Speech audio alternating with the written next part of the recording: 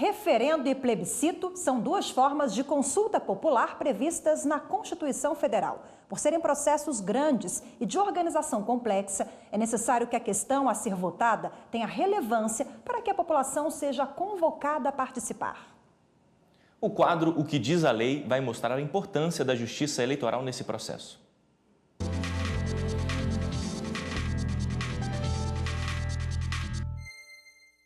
O plebiscito e o referendo são instrumentos para uma democracia direta.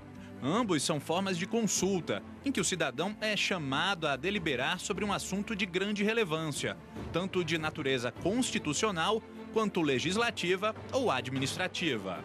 A diferença básica entre o plebiscito e o referendo é o momento em que a consulta à população é feita. No plebiscito, essa consulta é prévia, ou seja, antes da existência da lei ou do ato administrativo.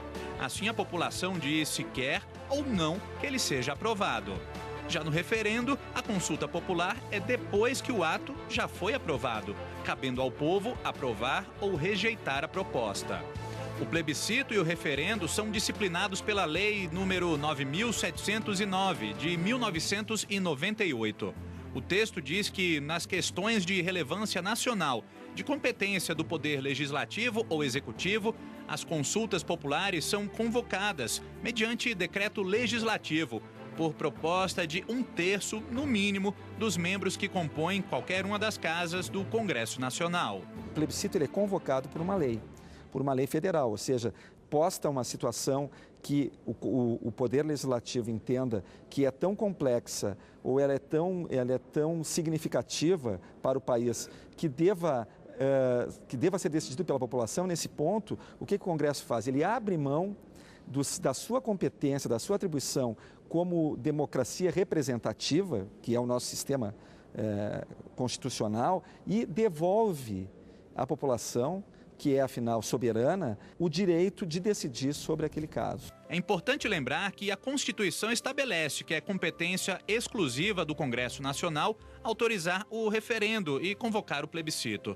Ou seja, o Poder Executivo pode propor, mas é o Legislativo que decide. Decide, inclusive, que pergunta a população vai responder. A pergunta é formulada pelo Congresso Nacional. E não há participação do Poder Executivo. Na história brasileira, temos o exemplo da consulta realizada em 1963, quando a população foi chamada a decidir acerca da manutenção ou não do regime parlamentarista, vigente à época. O povo votou pela não manutenção desse sistema de governo, optando pela volta do presidencialismo. Em 1993, a população foi novamente chamada a decidir, não só acerca do sistema de governo, mas também a forma de governo, se república ou monarquia constitucional. E o povo decidiu pela manutenção do presidencialismo e da república. Em 2005, os eleitores brasileiros compareceram às urnas para votar no referendo sobre o desarmamento. Segundo o Tribunal Superior Eleitoral, foi a maior consulta popular do mundo. Cerca de 125 milhões de pessoas opinaram sobre a comercialização de armas de fogo no país. Esse comércio havia sido proibido pelo Estatuto do Desarmamento, de 2003. Na consulta, venceu a não proibição determinada pela lei, ou seja, o comércio voltou a ser permitido.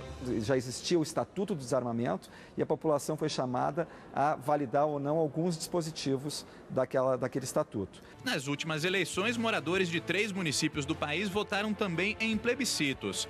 Em Petrópolis, no Rio de Janeiro, os eleitores decidiram proibir o uso de tração animal nos passeios turísticos realizados por charretes. Em Fortaleza do Tabocão, em Tocantins, os eleitores decidiram pela alteração do nome da cidade. Voto semelhante dado pelos habitantes de Augusto Severo, no Rio Grande do Norte.